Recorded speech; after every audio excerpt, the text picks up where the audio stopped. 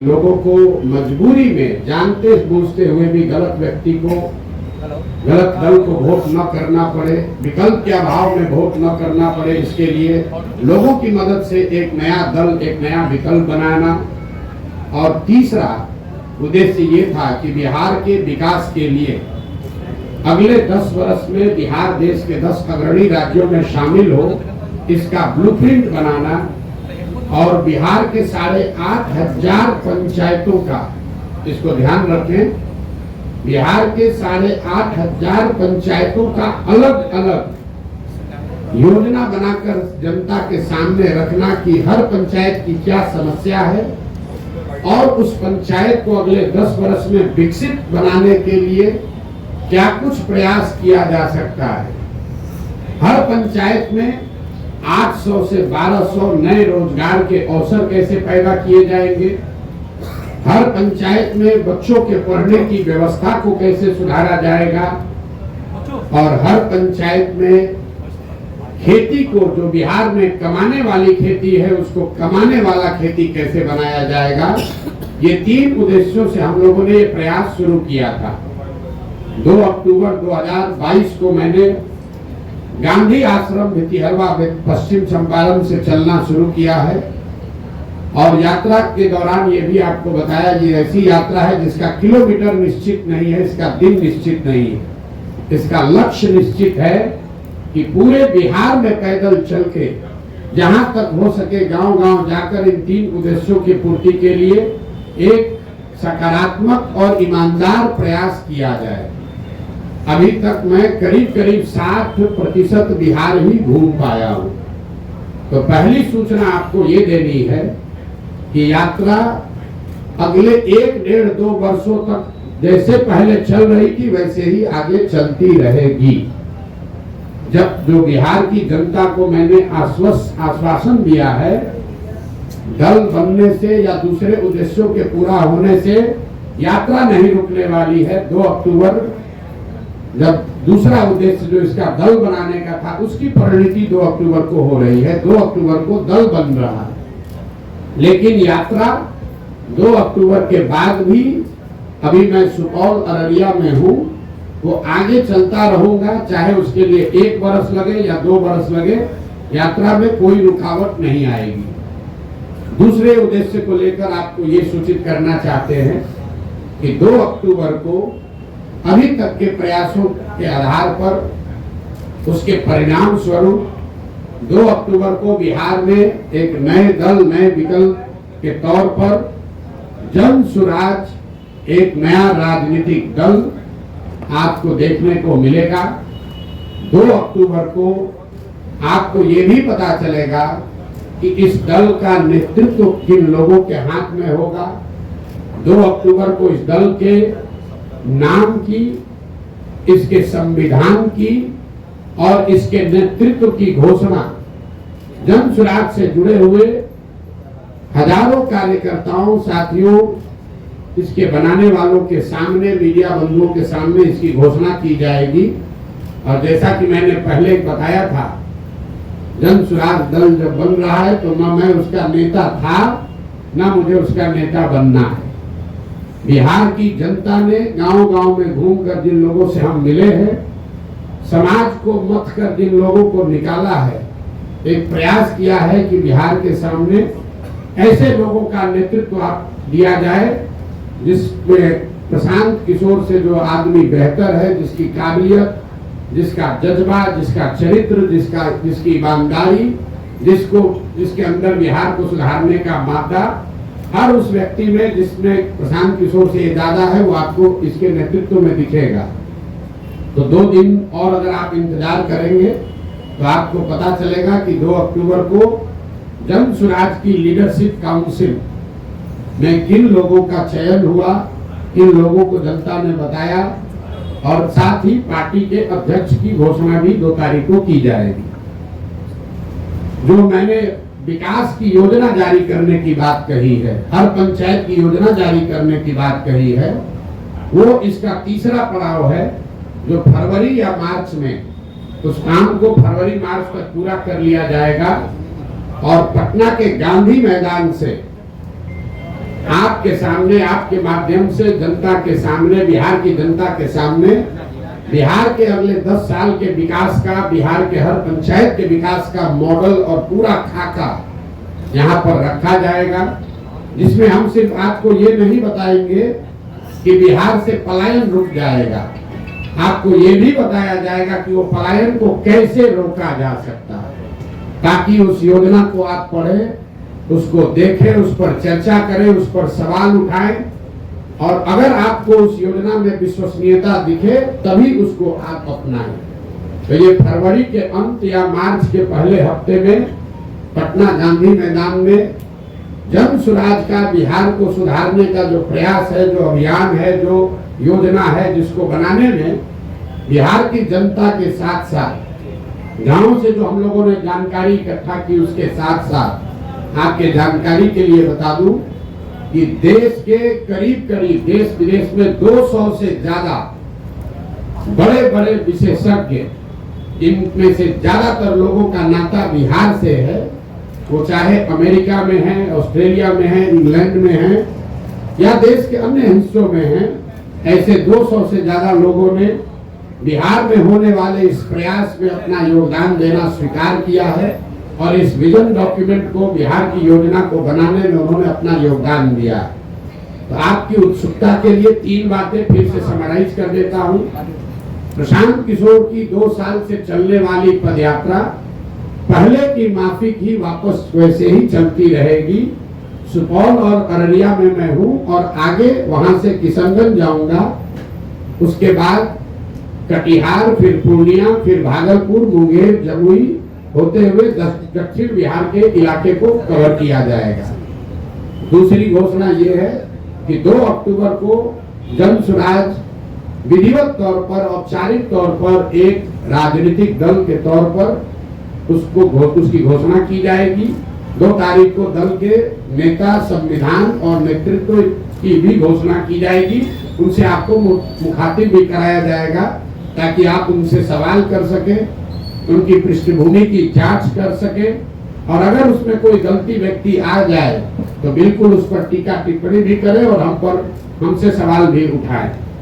और तीसरा जो मैंने आपको बताया कि जब दल बन जाएगा, 6 महीने अभी हमको और लगेंगे, तो बिहार के विकास का जितने लोग सवाल उठा रहे हैं कि प्रशांत किशोर कह रहे हैं, जन स्वराज वाले कह रहे हैं कि 1 साल में पलायन रोक देंगे, तो 1 साल में पलायन के रोकने का पूरा खाका बिहार की जनता के सामने रखा जाएगा कि उस पलायन को कैसे रोका जाएगा।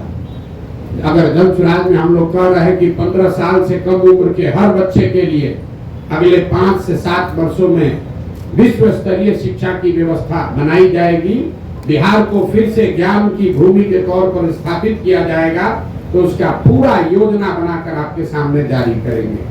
और अभी तक मेरा जो 2 साल का पदयात्रा का अनुभव रहा है और आगे की योजना के बारे में अब आपके जो सवाल है, मैं आपके सामने बैठा हुआ हूँ। आप स्वेच्छा से अगले 1 घंटे तक जो कुछ भी सवाल चाहे वो पूछ सकते हैं।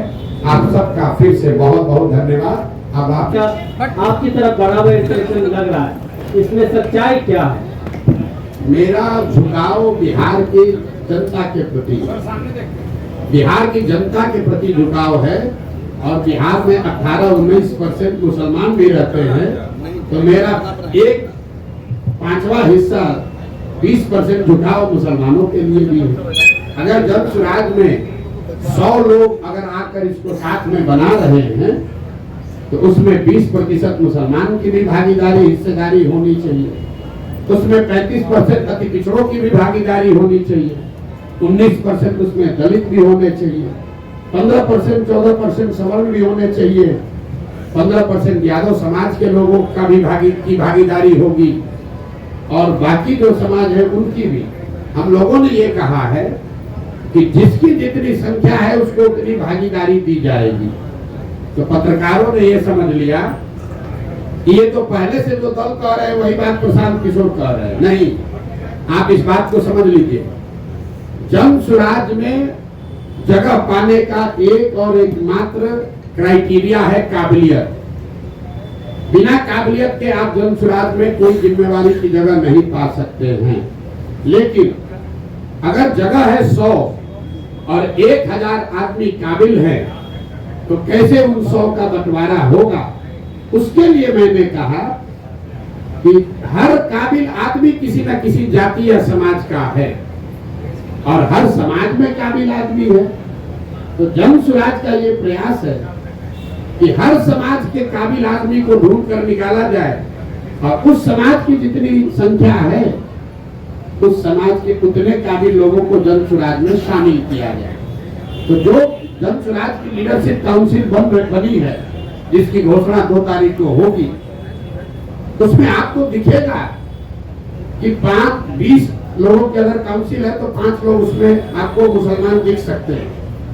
लेकिन वो इसलिए नहीं 5 होंगे कि वो 5 मुसलमान हैं, वो इसलिए होंगे कि वो 5 सबसे काबिल व्यक्ति हैं जो मुसलमान भी हैं। उसमें 5 दलित समाज के लोग भी होंगे, लेकिन वो इसलिए नहीं होंगे कि वो दलित समाज के हैं, वो इसलिए हैं कि वो बिहार के सबसे काबिल चरित्रवान लोग हैं जिनको समाज ने चुना है, जो दलित भी है। उसमें 15% लोग यादव समाज के भी होंगे। वो इसलिए नहीं होंगे कि वो यादव है, वो इसलिए होंगे कि वो यादव समाज को बिहार के सबसे काबिल यादव समाज के लोग हैं। और यही तो 2 बरस से हमारा आपको यह वादा है, बिहार की जनता को जो हमने वादा किया है कि ईमानदारी और शुद्धता में कमी नहीं आएगी। बाकी आप हमसे कुछ भी गलती हो सकती है, इस प्रयास के ईमानदारी और शुद्धता में कमी नहीं आएगी। और उसका पहला पैमाना, पहला कसौटी था कि मैं पैदल चल रहा हूं कि नहीं। आप में से कई लोगों ने कहा कि पैदल चलने से क्या होता है, प्रशांत किशोर तो बिजनेसमैन है, कितना दिन चलेगा। लेकिन मेरा बड़ा से बड़ा विरोधी भी ये नहीं कह सकता है कि 2 साल से मैंने ईमानदारी से अपना चलना पूरा किया है कि नहीं। गांव में ही रहे हैं, गांव में चले हैं। और इसी बिहार में जहां मुखिया बन जाने के बाद भी आदमी कहने लगता है कि हमको बहुत हमारे जान पर खतरा है, बिहार में जान का खतरा है, बिना बाहुबल के राजनीति नहीं कर सकते हैं। आप में से जिन लोगों ने भी जन स्वराज की यात्रा देखी है, इतनी बड़ी व्यवस्था है, लेकिन इसमें एक सिपाही और हवलदार न पहले दिन था, न आज है, न आगे होगा। मैं गांव के सरेहों में ही सोया हूं और आज तक ये बिहार की जनता की काबिलियत है, उसका कैरेक्टर है कि मैं आपको कैमरे पर बता रहा हूं। चाहे जिस किसी समाज के गांव में मैं गया हूं, मुझे लोगों ने उतना ही सम्मान दिया है, प्यार दिया है। मुझे किसी कुत्ते ने भी नहीं काटा है आज तक। 2 वर्ष से हम लोग पैदल चल रहे हैं। तो जितने लोग कहते हैं कि राजनीति के लिए बाहुबल चाहिए, तो हम लोगों ने करके दिखाया है कि बिहार में आपको राजनीति करने के लिए बाहुबल नहीं चाहिए। दूसरी कसौटी इसकी ये होगी कि मैंने कहा था कि मैं इसका नेता नहीं बनूंगा। लोगों ने कहा अरे अभी तो कह न रहे हैं, देखिएगा यही बनेंगे। तो 2 तारीख को आपको दिखेगा कि प्रशांत किशोर जब तक पदयात्रा जो कर रहे थे वही वापस 2 के बाद भी करते नजर आएंगे। 2 तारीख को नया नेतृत्व बिहार से घोषित कर देंगे। तीसरा मैंने ये कहा था कि जिस आदमी को भी इसका नेतृत्व चुनकर देंगे, वो आदमी प्रशांत किशोर से ज्यादा काबिल आदमी होगा। तो आप जिनको हम बना रहे हैं, आप देखिएगा, वो आदमी प्रशांत किशोर से ज्यादा विद्वान और होशियार कैरेक्टर वाला होगा, ऐसा मेरा विश्वास है। उस कसौटी पर आप लोग कसिए 2 तारीख को। और फिर जब यहाँ का एजेंडा जारी करेंगे मार्च में, तो आप सारे विद्वान लोगों से मैं आग्रह करूंगा कि 2 महीना तक जिसको भी जिस विषय की जानकारी है, आप पूरी तरीके से उस बात का अध्ययन करके सवाल कीजिए कि क्या 1 वर्ष में बिहार में पलायन रोकने का वादा पूरा किया जा सकता है कि नहीं। कोई बात बिना जांचे परखे नहीं करना, हमारे कहने पर नहीं, हमारी कथनी पर नहीं, हमारी करनी पर आपको भरोसा करना है। अगर उस करनी के द्वारा हम आपका विश्वास अर्जित कर पा रहे हैं, तो बात को का समर्थन कीजिए। अगर हमारे कथनी और करनी में फर्क है, तो मैं आपको सामने से कह रहा हूं कि सबसे ज्यादा मेरा बकिया उधेड़ी है। ये प्रसाद जी, एक और चीज, 1 मिनट। किसी ने यहाँ कहा कि प्रशांत किशोर एसी वाला टेंट लगाकर चलते हैं। तो प्रेस कॉन्फ्रेंस हमने टेंट में इसलिए रखा है कि इसी टेंटों में हम लोग 2 साल से रह रहे हैं।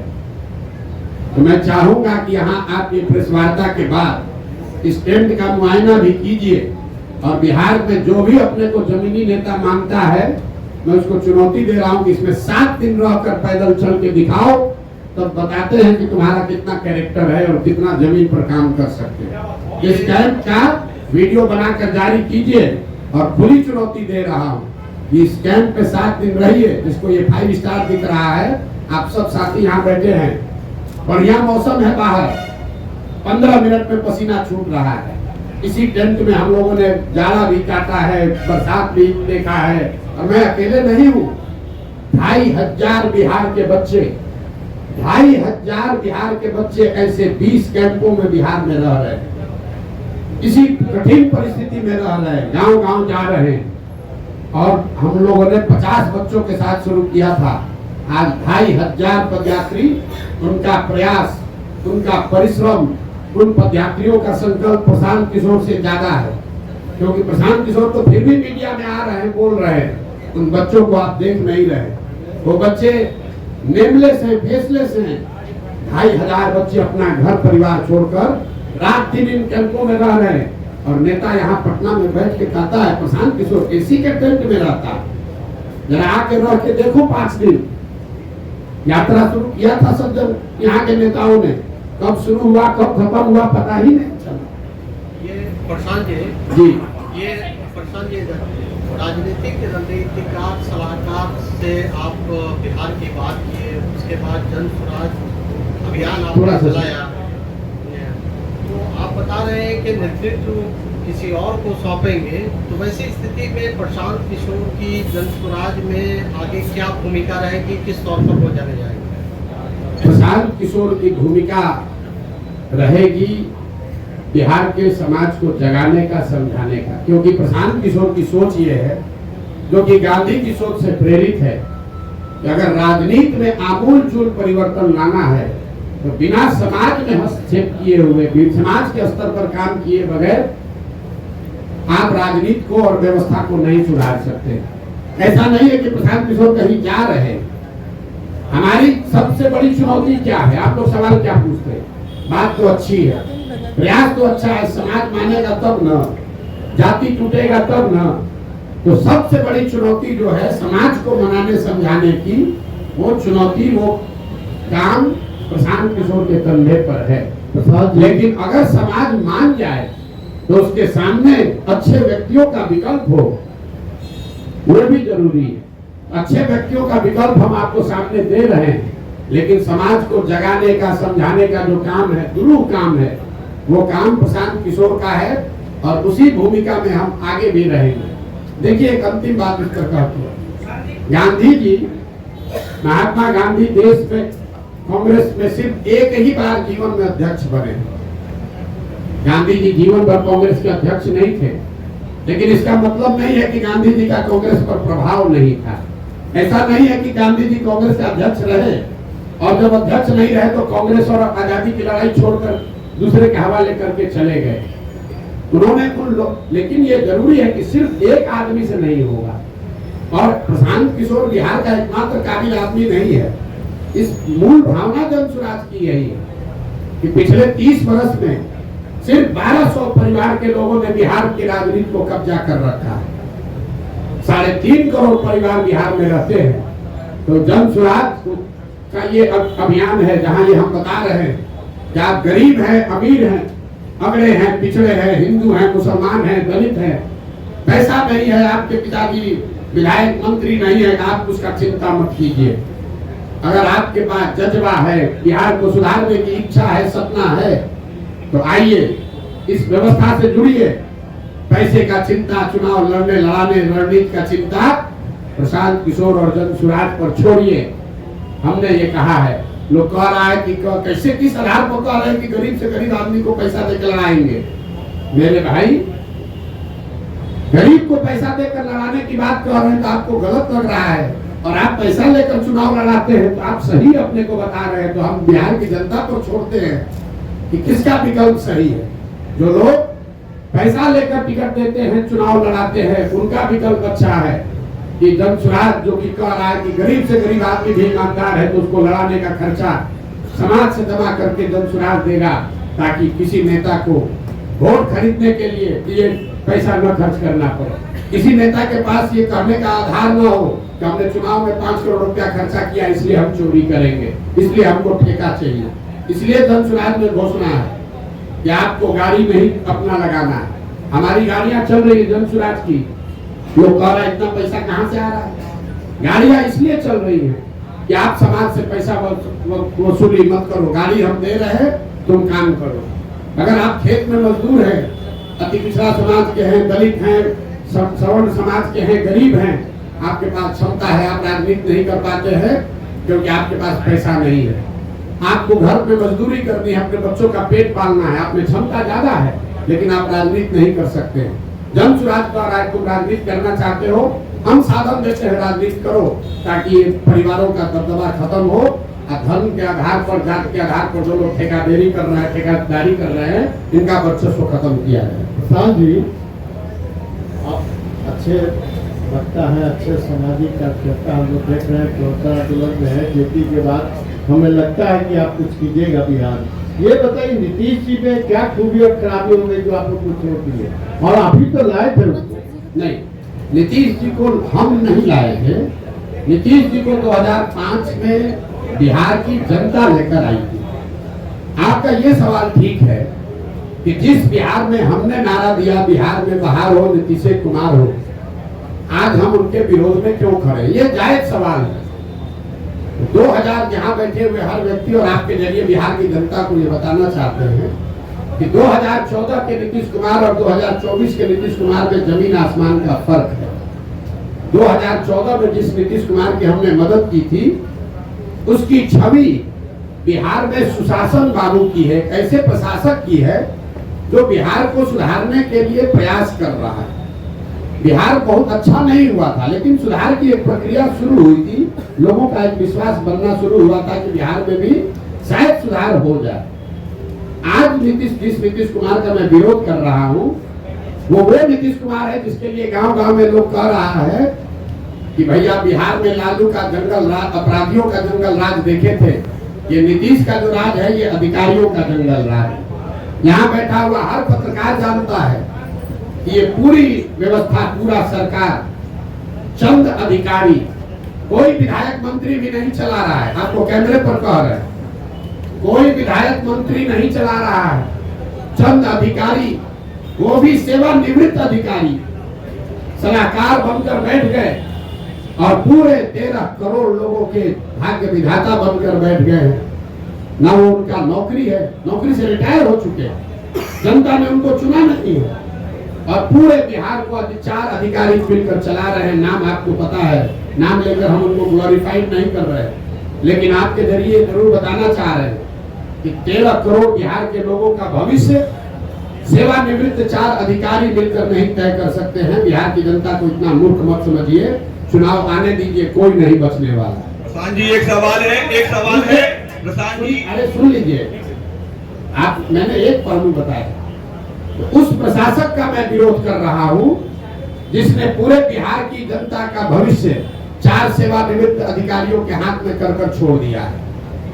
जिस नीतीश कुमार की 2014 में मैंने मदद की थी उसमें राजनीतिक मोरालिटी थी। नीतीश कुमार गैसल पश्चिम बंगाल में, आप में से कुछ लोगों को याद होगा, एक रेल दुर्घटना हुई थी।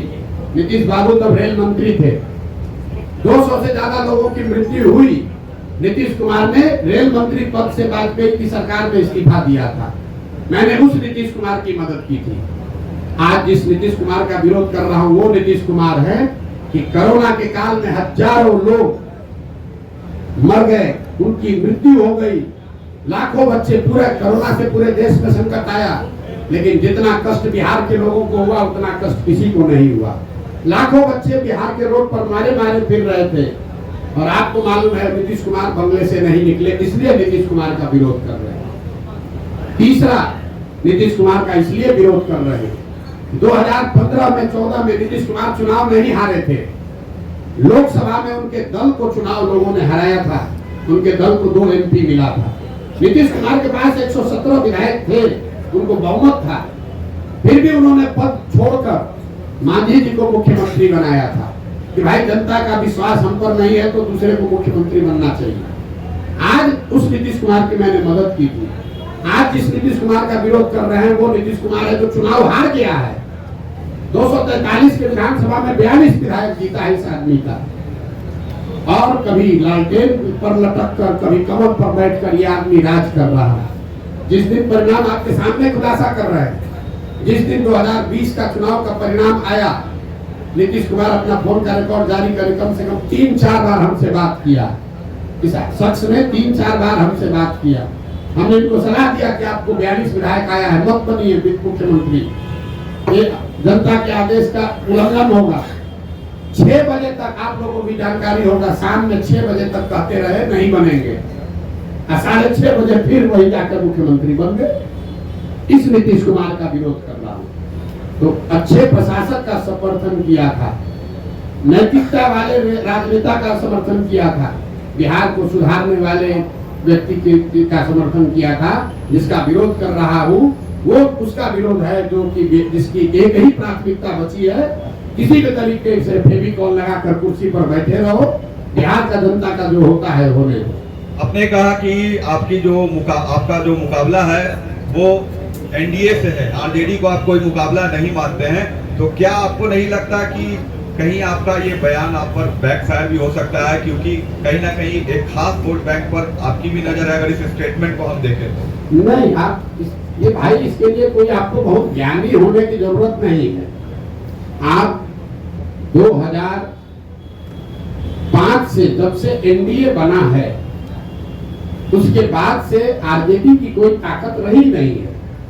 2005 से आप आगे का इलेक्शन का आंकड़ा उठाकर देख लीजिए तो आरजेडी को कभी, आरजेडी या उनके द्वारा बनाए गए गठबंधन को कभी जीत नहीं मिली है।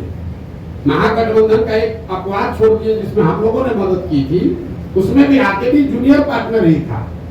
नीतीश जी के चेहरे पर चुनाव लड़ा था, आरजेडी के नाम पर चुनाव नहीं लड़ा गया था। और अभी का लोकसभा का चुनाव देख लीजिए, इस लोकसभा चुनाव में 176 विधानसभा में भाजपा और एनडीए को बढ़त है। तो हमारा अगर मुकाबला है तो जो 176 में आगे है उससे मुकाबला होगा कि जो 50 सीट में आगे है उससे मुकाबला होगा। तो ये तो हमारे आकलन का विषय नहीं है, ये तो फैक्ट है। किसने कह दिया आपको? भाई ऐसा है, अब अपने हिसाब से कहिएगा। लोकसभा में कितना सीट है आरजेडी को? 2014 में आरजेडी को 5 से कम सीट था, 2014 में 0 सीट था, 2019 में 4 को सीट मिला। और आप लोग बता रहे हैं बाप रे कितना बड़ा दल है आरजेडी। आरजेडी, एक बात ध्यान रखिए आप लोग, आरजेडी अपने दम पर, लालू जी बहुत बड़े नेता हैं, लेकिन लालू जी अपने दम पर बिहार जीवन में सिर्फ एक ही बार जीते हैं, एक ही बार जीते हैं।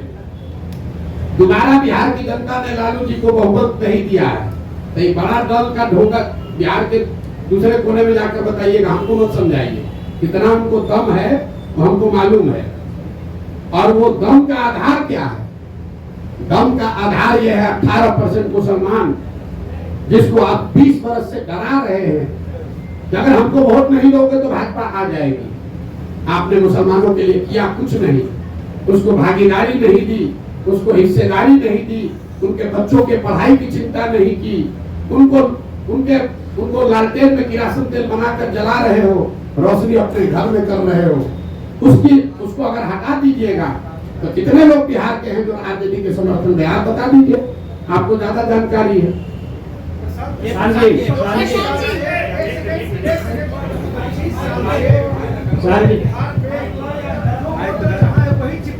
जी 25 साल से जो वोटर जहाँ है वही चिपका हुआ, या तो वो लालू जी को वोट दे रहा है या फिर नीतीश जी का वोट या भाजपा को। जातीय कीचड़ में फंसा हुआ इस बिहार को, आपको लगता है कि इस जातीय के? अब देखिए, आप ही के बयान को दोहरा देते हैं। आपने कहा कि 25 बरस से बिहार का वोटर एक ही जगह चिपका हुआ है। अब आंकड़ों से बिल्कुल ये उलट बात आप कह रहे हैं। 2014 से पहले भाजपा यहाँ पर कोई उसका वजूद नहीं था। 14 में भाजपा नीतीश कुमार से अलग हटकर अपना गठबंधन बनाकर 30 से ज्यादा एमपी जीत गया। तो कैसे वोटर चिपका हुआ? 84 में इसी बिहार की जनता ने कांग्रेस को पूर्ण बहुमत दिया। 89 में जनता दल को जिताया, 95 में लालू यादव को जिताया, 2000 के बाद लालू जी और किसी को गठबंधन नहीं दिया, 2014 में मोदी को जिताया, 2019 में 40 में 39 सांसद एनडीए को जिता दिया, इस बार फिर 30 दिया है। और आप कह रहे हैं कि भाजपा वोटर कीचड़ में फंसा हुआ है। अगर कीचड़ में फंसा होता तो लालू जी कांग्रेस 84 के बाद से यहाँ 0 पर कैसे आ जाती? लालू जी 54 में 53 एमपी जीतने वाले 0 पर कैसे आ गए? नीतीश कुमार 25 एमपी के को 2 एमपी पर कैसे जनता ने उतार दिया? आप एक मिनट अरे आइए, आपकी बात पर आ रहे हैं। पहले तो अपना जानकारी ठीक कर लीजिए कि बिहार में स्टैटिक है, ये ऊपर से चीजें स्थिर दिखती हैं।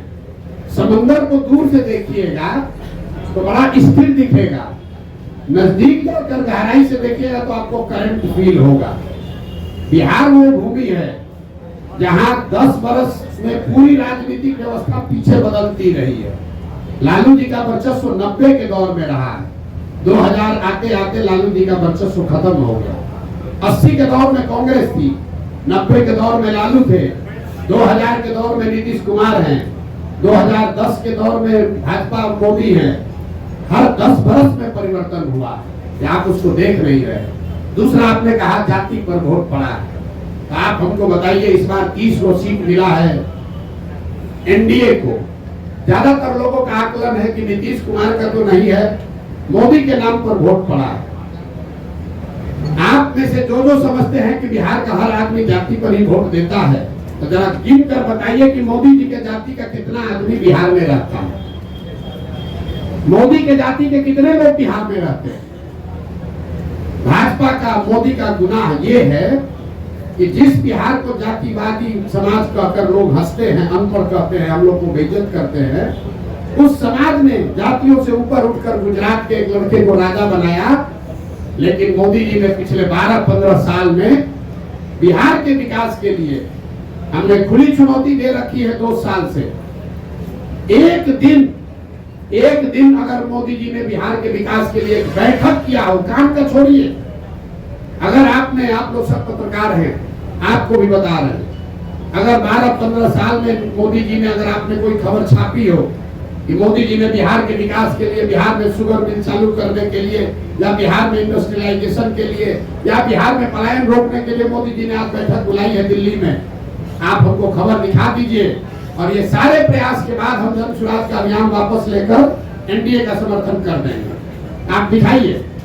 लेकिन जिस समाज ने जाति धर्म सब भूल कर मोदी को जिताया, उस मोदी ने बिहार की चिंता नहीं की। जैसे, एक मिनट पूरा समझ लीजिए, बिहार के बर्बादी के जो दोषी हैं वो लालू और नीतीश है, लेकिन इसके असली गुनाहगार कांग्रेस और भाजपा ही है। ये क्यों कह रहा हूं मैं? लालू और नीतीश ने बिहार में सत्ता चलाया है। बिहार की जनता ने उनको एक बार जीवन में, लालू जी को 1995 में और नीतीश जी को 2005 में एक ही बार मत दिया। लेकिन लालू जी जंगल राज 15 साल इसलिए चला पाए कि चंद सांसदों के लालच में कांग्रेस के लोगों ने बिहार और बिहार के बच्चों का भविष्य लालू के हाथ में गिरवी रख दिया। और जो गलती कांग्रेस ने की, वही गलती आज भाजपा कर रही है। ये भाजपा वो दल है जो पूरे देश में, इसके लिए हम लोग कहते हैं कि दूसरे का दल को तोड़कर सांसद विधायक खरीद के सरकार बनाता है। बिहार में उसका 80-75 विधायक है, नीतीश का 43 है, लेकिन यहाँ सरकार नहीं बनाया है। यहाँ नीतीश को बैठा दिया है ताकि हमको 12-15 एमपी मिलता रहे। तो भाजपा ने भी वही गलती की है जो कांग्रेस ने किया। कांग्रेस ने हम लोग के बच्चों का भविष्य लालू के हाथ में बेचा, भाजपा वाले हम लोग का भविष्य नीतीश के हाथ में बेचे हैं, और परिणाम भी वही होगा। जैसे कांग्रेस सिरे से बिहार में खत्म हो गई, लालू और नीतीश का कुछ भी हो, भाजपा यहाँ सिरे से खत्म हो जाएगी। नेतृत्व ऑलरेडी आप देख रहे हैं, भाजपा बिहार में नेतृत्व विहीन पहले से हो गई है, कुछ नहीं बचा। देखिए किसको ये बताइए प्रशांत जी, रुकिए। भाजपा के जो यहाँ अध्यक्ष बने हैं, हम आपको आपके मन से बता रहे हैं, सुन लीजिए, तो इसके बाद में 1 घंटा बैठे हुए भाजपा के जो अध्यक्ष बने हैं, बिहार के किसी गांव में चल के खड़ा हो जाए, उसमें से 10% आदमी भी नहीं कह सकता है ये आदमी कौन है। ये भाजपा के नेतृत्व का देखिए स्थिति। जो भाजपा के अभी अध्यक्ष है, उसको बिहार में 10% आदमी पहचानता नहीं है कि आदमी है कौन। अब भाजपा उनके जरिए बिहार सुधारना चाहती है, ये दिखाता है। यही काम कांग्रेस ने किया था, उन्होंने अपने नेतृत्व को खत्म करके लालू के हवाले कर दिया। तो भाजपा ने अपने नेतृत्व को, उसमें भाजपा में भी जो काबिल आदमी है उसको सबको हटा के और ऐसे लोगों को दिया है जो नीतीश का झोला ढोते रहे, उसके पीछे चलते रहे। खान, ये आपकी काबिलियत के पैमाने पर दूसरे नाकाबिल कैसे हो जाते हैं? जी, आपकी काबिलियत के पैमाने पर दूसरे नाकाबिल कैसे हो जाते हैं? हमने तो किसी को नाकाबिल कहा ही नहीं। और नहीं, एक तो निरपेक्ष भाव से तो यही बात जा रही है ना कि आप काबिल लोगों को लाएंगे, यानी अभी तक सत्ता में जो लोग हैं या आते रहे वो नाकाबिल है। मेरी पूरी बात सुन लीजिए। और अगर आपकी काबिलियत का पैमाना क्या है, निर्धारण आपने किस किया? ये अच्छा सवाल है। और उसके साथ दूसरी बात ये कि अगर सत्ता में आने के बाद काबिल लोग नाकाबिल हो जाते हैं तो आपके जन सुराज की क्या गारंटी है?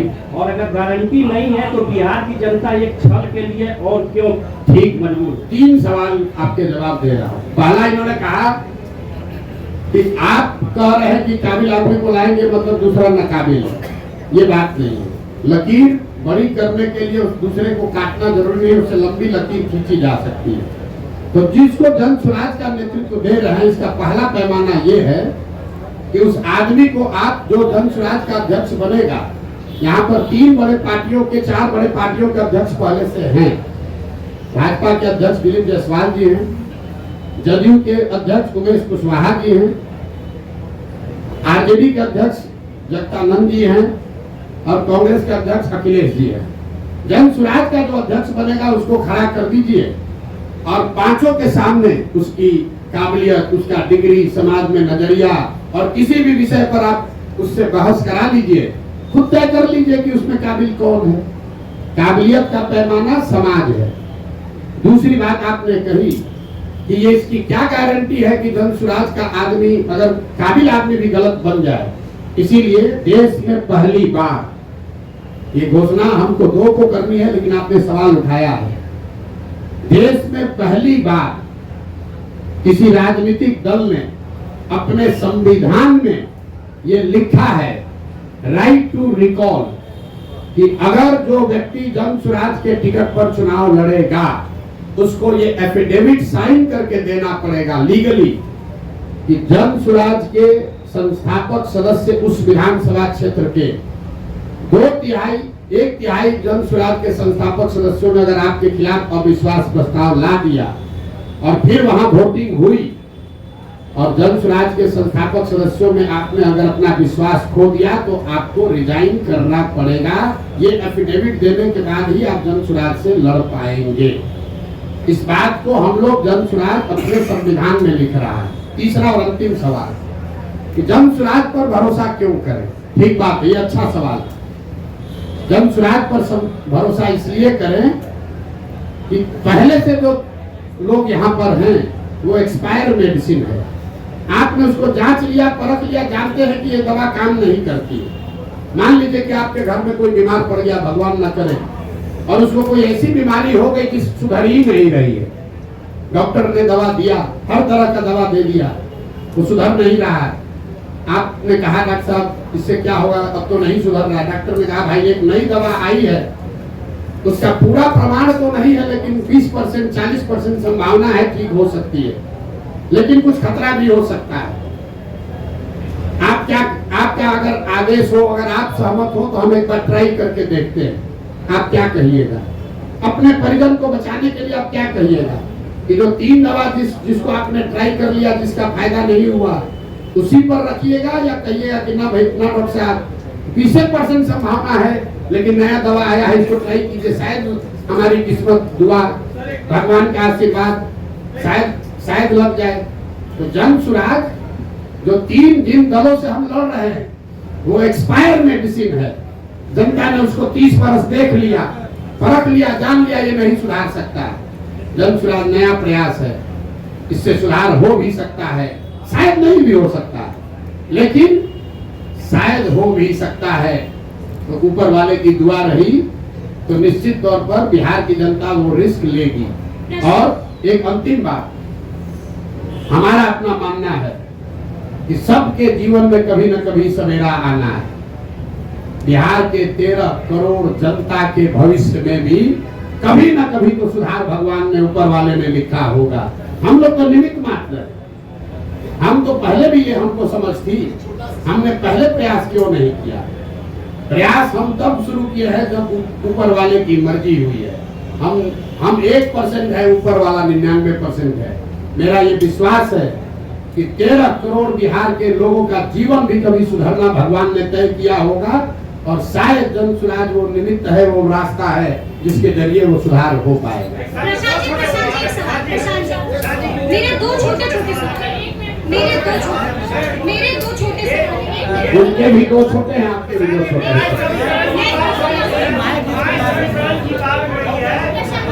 समीकरण की बात हो रही है, अभी भी कहा जाता है कि जो ये जो वोट बैंक है, पूर्णिया रुपौली में चुनाव हुआ है। सबसे ताजा प्रमाण, जनता का प्रमाण ही सबसे बड़ा प्रमाण है। रुपौली में चुनाव हुआ, माई समीकरण की बात करने वाले आरजेडी वालों ने बीमा भारती जी को वहां उम्मीदवार बनाया। रुपौली की स्थिति से जो लोग जानकारी रखते हैं, बीमा भारती जी के अपने जाति के 35-40 हजार लोग उस विधानसभा में रहते हैं। 15,000 MY में वाई समाज के लोग, यादव समाज के लोग रहते हैं, और 45,000 वहां मुसलमान रहते हैं। तीनों मिलाइएगा तो 1 लाख हुआ। और माई समीकरण के जमींदारी का दावा करने वाले लोग, ठेकेदारी करने वाले लोग के कैंडिडेट को 30,000 वोट आया। दूसरा देखिए, एनडीए का अति पिछड़ा तो नीतीश जी के साथ है, तो भैया रुपौली में 1,10,000 अति पिछड़ा है, उनको कितना वोट आया? 50,000।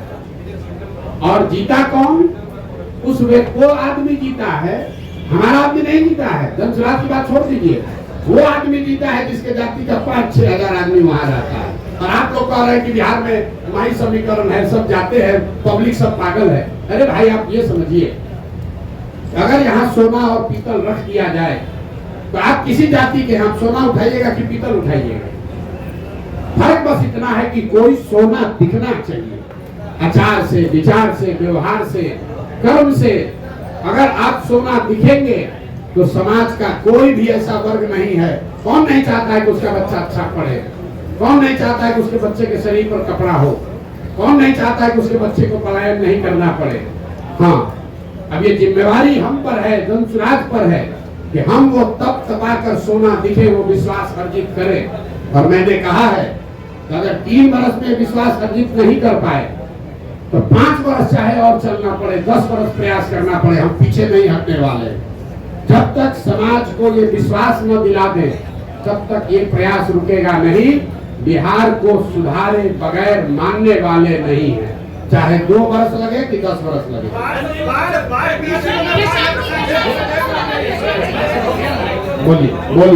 बोलिए। क्या? पीके जियो डीओ क्या होता है? मेरे भाई, बिहार कहाँ से कहाँ सवाल आप करते हैं। हमने दल नहीं बनाया है, हम पूरी बात अपनी बिहार के लिए जो हमने काम। और जब संयुक्त राष्ट्र संघ में बुलंदी पर थे, जब वहाँ बुलंदी पर थे, 35 वर्ष के उम्र में संयुक्त राष्ट्र संघ में मुकाम हासिल कर लिए, तब हमने उसको छोड़ा और छोड़कर 10 वर्ष जो काम किया, जिसको आप चुनावी रणनीतिकार प्रबंधन करते हैं, 2011 से 2021। और जब हम उस काम में चुनावी प्रबंधन रणनीतिकार जिसको आप कहते हैं, उसमें बुलंदी पर थे, तो 2021 में उस काम को छोड़ दिए। अब मेरा अगले 10 साल का जीवन का एक ही लक्ष्य है, बिहार को देश के 10 अग्रणी राज्यों में शामिल कराना है। चाहे उसके लिए जो कुछ भी करना पड़े।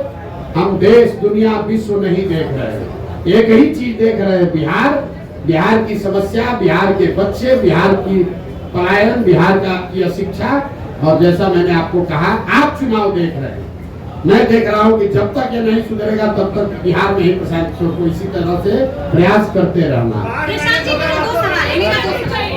विपक्ष आप पर कई तरह के आरोप लगाता है, जिसमें से एक आरोप ये है कि जनसुराज कुछ और नहीं बल्कि वन मैन शो है। इस आरोप पर प्रशांत किशोर क्या जवाब देंगे? देखिए, कम से कम विपक्ष वाले या पक्ष वाले आरोप लगाना शुरू तो कर रहे हैं। जब हमने अभियान शुरू किया था तो कहता था ये है कौन, प्रशांत किशोर कौन है। किसी ने हमको व्यापारी कहा तो हमने मंच पर कहा, कैमरे के सामने कहा, हाँ व्यापारी हैं, सामान बेचने आए हैं, अपना विचार बेचने आए हैं, लोगों को माथा पर टोकरी लेकर घर घर घूम रहे हैं, ये विचार बेच रहे हैं कि जाति धर्म नाली गली का छोड़ो, अपने बच्चों की चिंता करो, ये विचार बेचने आए हैं। तो ये तो मान रहा है ना विपक्ष वाला कि प्रशांत किशोर को बेचने आता है। तो हम ये विचार घर घर बेच कर आए हैं कि एक बार जीवन में नेताओं की बच्चों की चिंता छोड़ दो, अपने बच्चों की चिंता कर लो, ये विचार बेचने आए। तो आज अभी पहली बार, आप लोग ध्यान नहीं दे रहे, पहली बार देश में ऐसा हो रहा है कि जो सत्ता में है और जो विपक्ष में है, दोनों के राजनीतिक कार्यकर्ता छोड़कर वहां जा रहे हैं जो अभी दल ही नहीं है। आप इसको जरा आकलन करके देख लीजिए। राजनीतिक कार्यकर्ता तो वहां जाता है जहां सत्ता है या सत्ता आने की संभावना है। जनसुराज अभी दल नहीं है और आरजेडी वाले चिट्ठी निकाल रहे हैं कि भैया लालू जी के समाजवाद का हवाला है, जो दल मत छोड़ो रे भाई, अरे यहीं पर बने रहो। भाजपा वाला, कल हमको एक भाजपा का नेता है, कहा भैया भाजपा का कार्यालय है, बैठे हम लोग हैं, लेकिन चर्चा खाली जनसुराजे का हो रहा है। ये हमारी ताकत नहीं है, ये बिहार के लोगों की 30 वर्ष की छटपटाहट है। 30 वर्ष से भाजपा का डर दिखाकर लालू और लालू का डर दिखाकर भाजपा ने जो वोट लिया है, ये उनकी छटपटाहट है कि अब बिहार के लोगों को कोई रास्ता मिल जाएगा तो ये मुफ्तखोरी जो है वो छूट जाएगी, राजनीतिक बंधुआ मजदूर कोई नहीं बचेगा।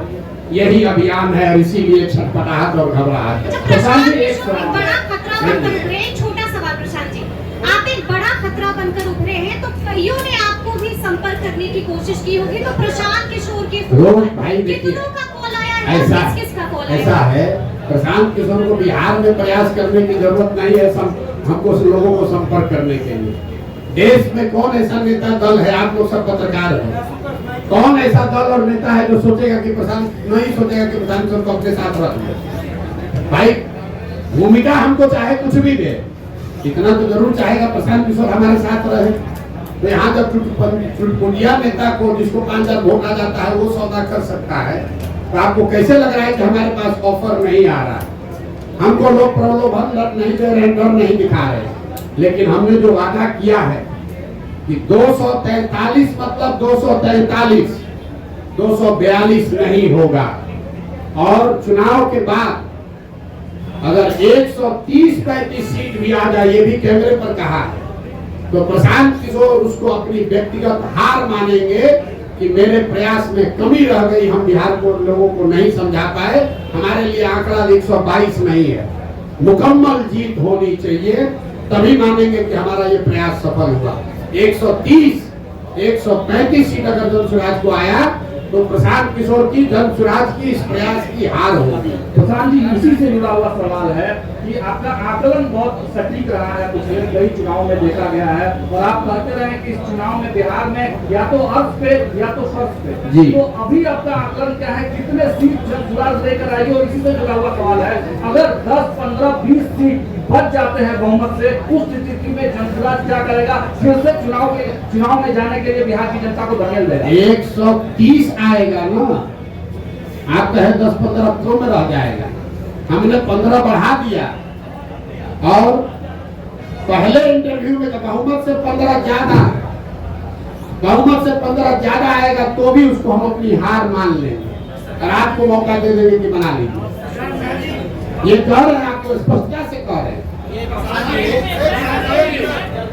अर्श पर या फर्श पर। हाँ, अगर हमारे प्रयास की ईमानदारी में, शुद्धता में ताकत है तो या तो बिहार की जनता अपने और अपने बच्चों का मुस्तकबिल बदलने के लिए हमको जन सुराज को बैठाएगी, और अगर उसको समझ में नहीं आया तो कोई बात नहीं है, 5 वर्ष की और तपस्या जारी रहेगी। प्रधान जी एक सवाल आपके जवाब से एक सवाल निकल के आ रहा है। आप कह रहे हैं प्रधान जी इधर नहीं, आप कह रहे हैं कि 130 सीट भी आएगा तो हम हार मान लेंगे, सरकार नहीं बनाएंगे। आप बोल रहे हैं ये कहाँ का है दूसरा लाइन? अपने से अपने लाइन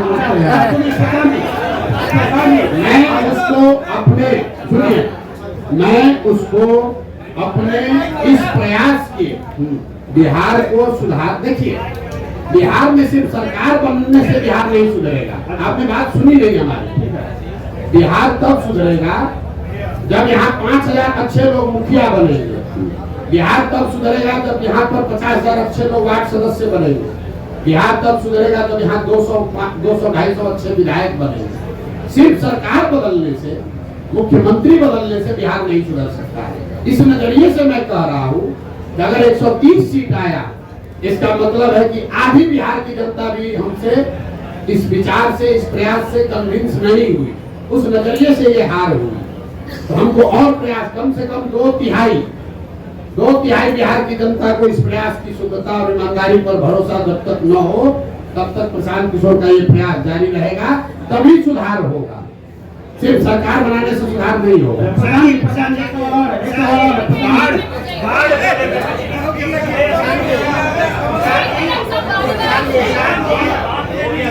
शुरुआत किया तो आपको बताया कि दल होगा, तो आप कहे कौन होगा? हम बोले जन सुराज होगा।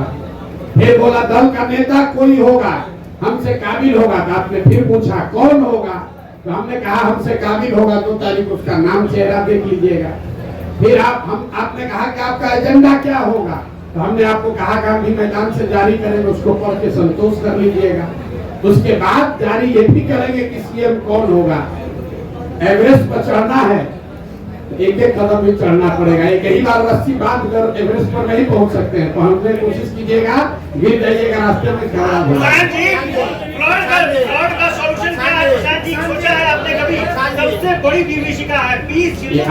आपको कुछ नहीं समझ है। इनका जरा सवाल सुनिए। इन्होंने कहा कि फ्लड की समस्या सबसे बड़ी विभीषिका है। सबसे बड़ी विभीषिका यहाँ के लोगों की मानसिकता है। सबसे बड़ी विभीषिका यहाँ से पलायन है। अब बाढ़ पर आ जाइए। अगर आप ध्यान से देखेंगे 50% यहाँ जमीन ऐसी है बिहार में जहाँ फ्लड क्या रिस्क है। 30% जमीन ऐसी है जहाँ परमानेंट जल जमाव है, और करीब 25 से 27% ऐसी जमीन है जहाँ सूखा है। अगर आप बिहार को भौगोलिक तरीके से देखेंगे तो जो उत्तर के तराई वाले जिले हैं, चंपारण, पश्चिमी चंपारण, पूर्वी चंपारण, शिवहर, सीतामढ़ी, मधुबनी, दरभंगा, सुपौल, अररिया, किशनगंज, ये जो ऊपर के तराई वाले एरिया हैं, यहाँ पर बाढ़ और बाढ़ के साथ साथ नदियों के कटाव का मामला है। जो मध्य के जिले हैं